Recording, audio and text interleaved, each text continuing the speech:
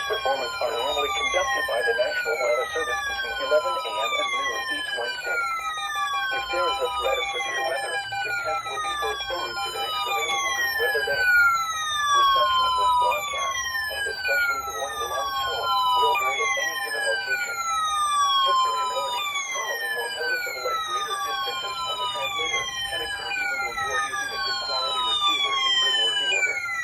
The warning alarm tone will be activated for hazardous watches and warnings for the following counties: Champaign, Clark, Delaware, Fairfield, Fayette, Franklin, Greene, Hocking, Knox, Licking, Madison, Marion, Morrow, Muskingum, Perry, Pickaway, and Union.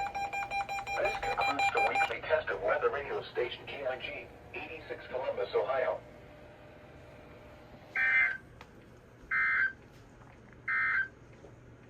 Here are the 11 a.m. Alright, so practically everything failed. I don't like that. That's stupid. Of course that failed.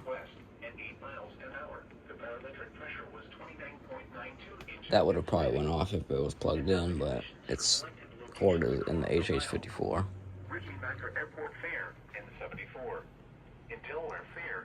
This sucks.